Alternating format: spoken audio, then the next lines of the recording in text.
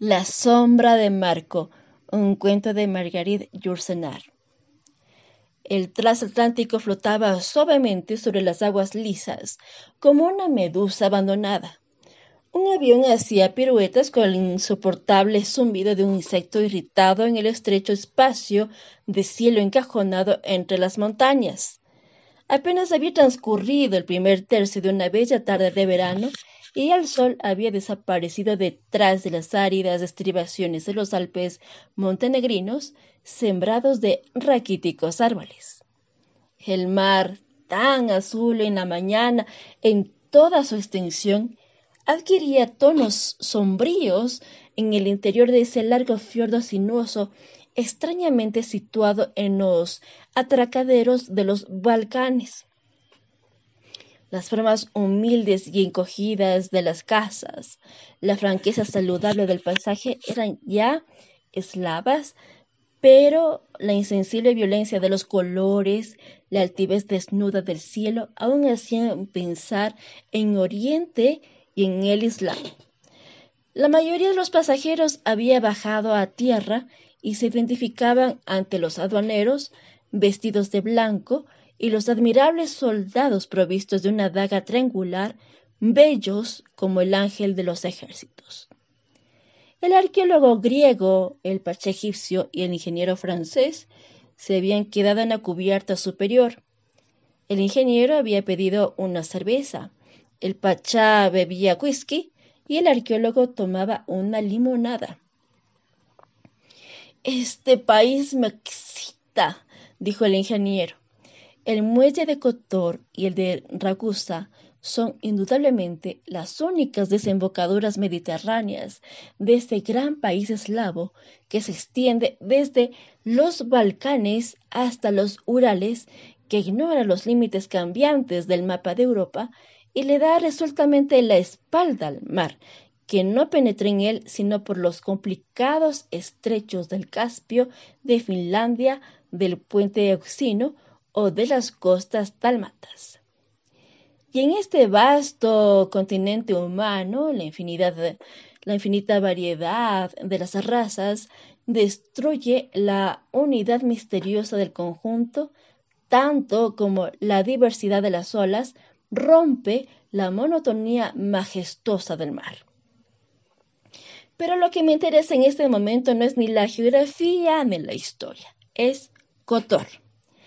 Las bocas del Cátaro, como dicen ellos, Kotor, tal y como lo vemos desde la cubierta de este transatlántico italiano, Kotor, la huraña, la bien escondida, con su camino en zigzag que sube a Setgne, y la Kotor un poco más temible de las leyendas y los cantares de gestes eslavos. Kotor la infiel que antaño vivió bajo el yugo de los musulmanes de Albania, a quienes, como usted comprenderá, Pachá, la poesía épica de los serbios, no siempre hace justicia. Y usted, Luquiadis, que conoce el pasado como un granjero, los más mínimos recodos de su granja, no me diga que no ha oído hablar de Marco Kraljevic. Soy arqueólogo, respondió el griego, asentando su vaso de limonada. Mi saber se limita a la piedra esculpida y los héroes serbios de usted más bien tallaban en carne viva. Sin embargo, también a mí me ha interesado ese Marco y he reconocido su huella en un país muy alejado de la cuna de su leyenda, en suelo netamente griego, a pesar de que la piedad serbia haya erigido monasterios bastante hermosos. En el monte Athos, interrumpió el ingeniero, los gigantescos restos de Marco Kraljevic descansan en alguna parte de esta montaña en donde nada cambia desde la Edad Media, excepto quizá la cualidad de las almas, y en donde 6.000 monjes adornados con moños y barbas flotantes ruegan aún por la salud de sus piadosos protectores, los príncipes de Trebisonda, cuya raza seguramente se extinguió hace siglos.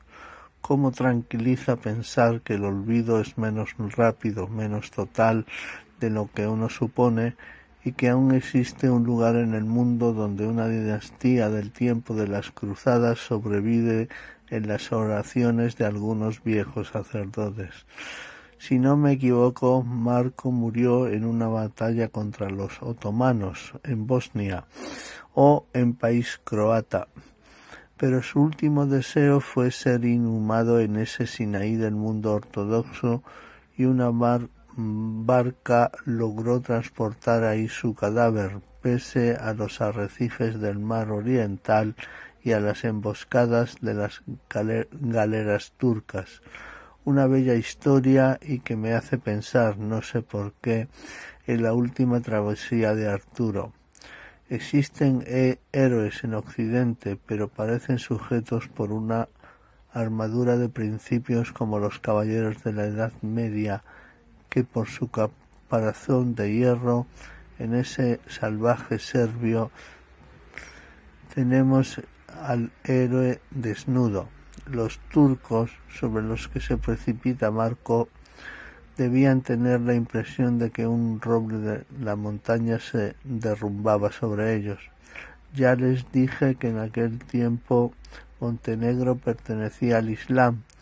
Las bandas serbias eran poco numerosas como para disputar abiertamente a los circuncisos la posesión de Crna, esta montaña negra de donde el país toma su nombre.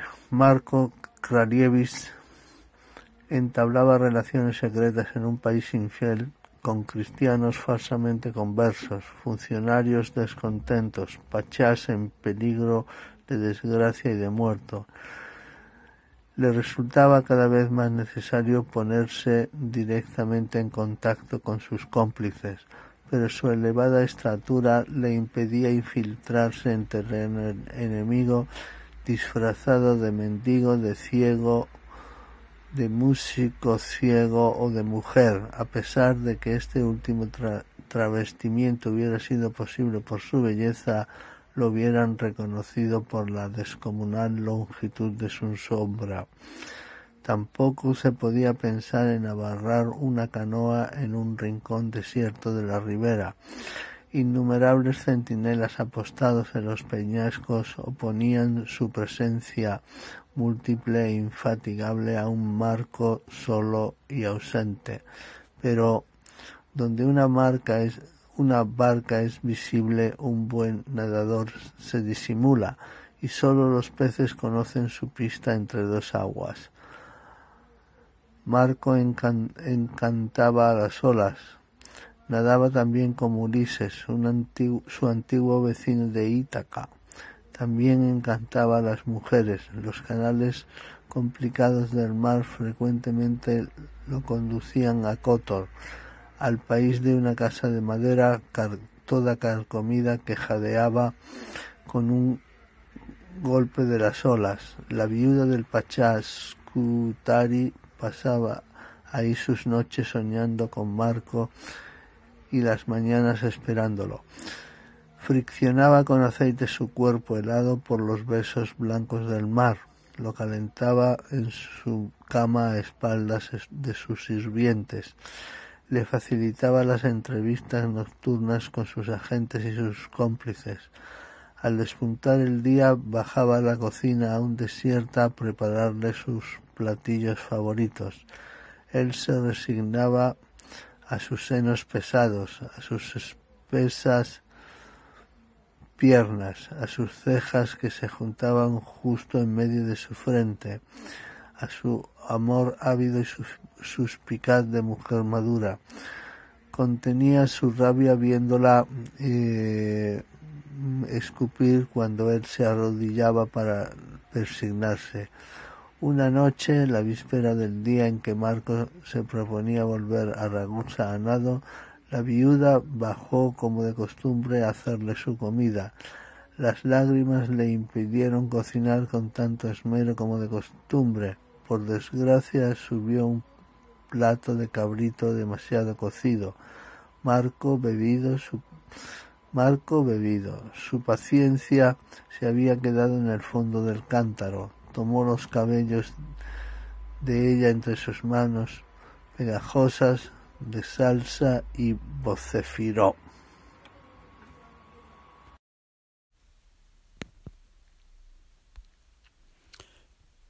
Y de un puntapié arrojó al plato de guisado por la ventana abierta de par en par que daba al mar.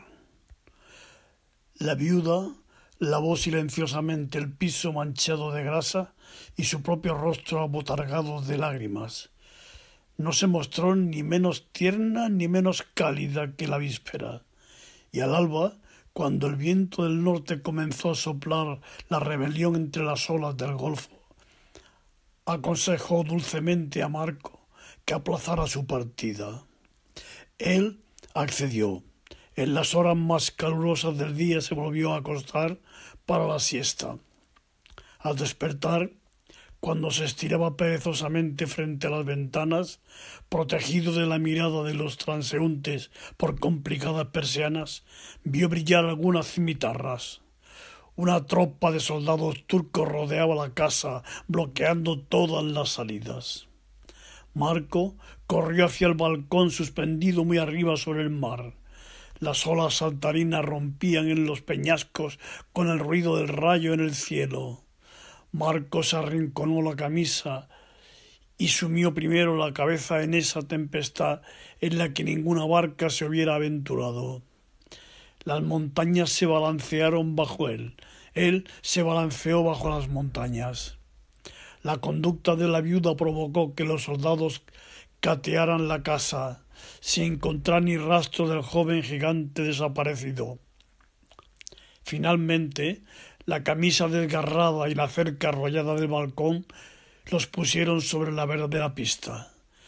Se abalanzaron a la playa gritando de terror y despecho. A pesar suyo, retrocedían cada vez que una ola más feroz reventaba a sus pies, y los arrebatos del viento les parecían la risa de Marco, y la insolente espuma un escupitajo en sus rostros. Durante 2 horas, Marco nadó sin lograr avanzar ni una brazada. Sus enemigos le apuntaban a la cabeza, pero el viento desviaba sus flechas. Él desaparecía, luego reaparecía en la misma roca verde. Por último, la viuda ató sólidamente su chal a la amplia cintura dócil de un albanés, un hábil pescador de atún que logró aprisionar a Marco en su lazo de seda, y el nadador, estrangulado a medida, tuvo que dejarse remolcar a la playa. En el transcurso de sus partidas de caza por las montañas de su país, Marco había visto muchas veces animales hacerse los muertos para impedir que acabaran con ellos. Su instinto le condujo a imitar esta artimaña.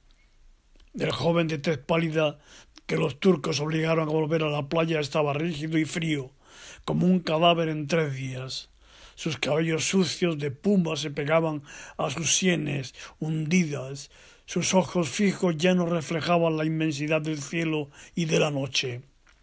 Sus labios, salados por el mar, se paralizaron en sus mandíbulas contraídas. Sus brazos abandonados colgaban en el espesor de su pecho e impedía escuchar su corazón. Las personas más importantes de la aldea se inclinaron sobre Marco, a quien las largas barbas de estos hacían cosquillas en el rostro. Luego, levantando todos la cabeza, exclamaron con una sola y una misma voz: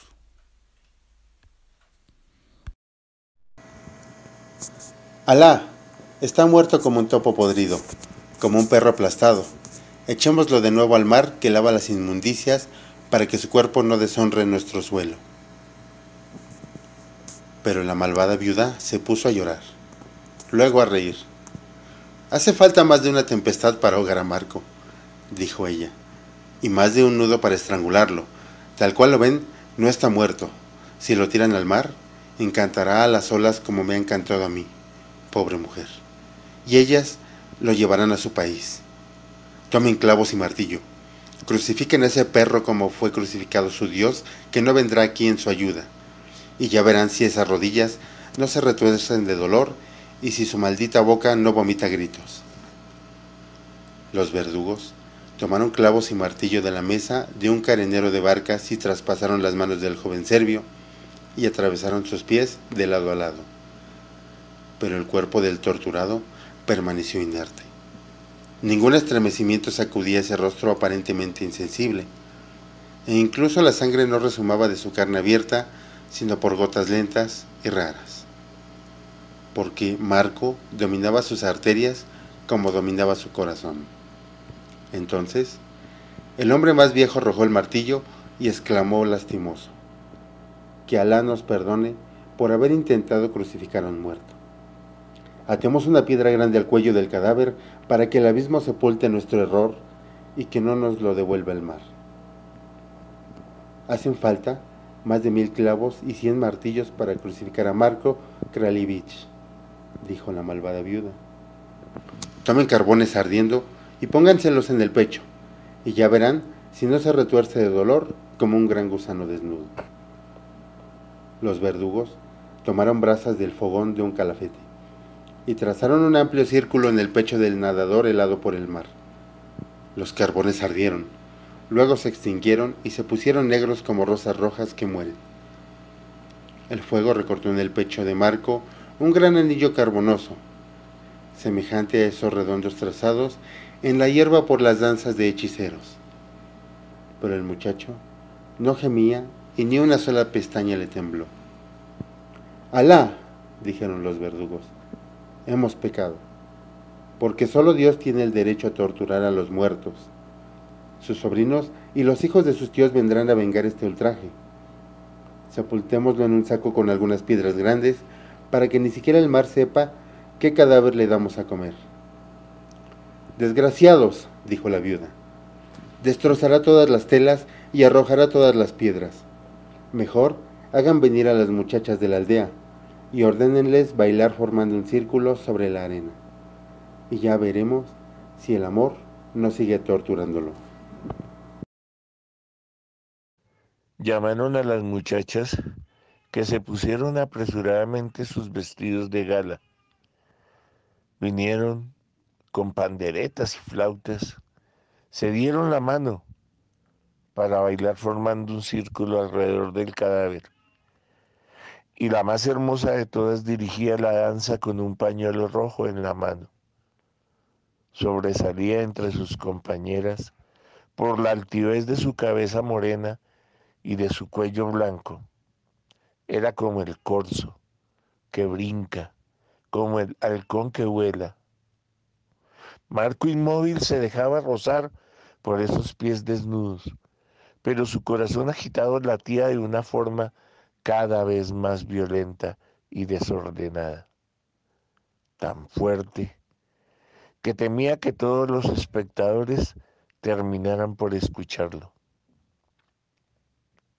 Y a pesar suyo, una sonrisa de felicidad casi dolorosa se dibujó en sus labios, que se movían como para besar gracias al lento oscurimiento del crepúsculo.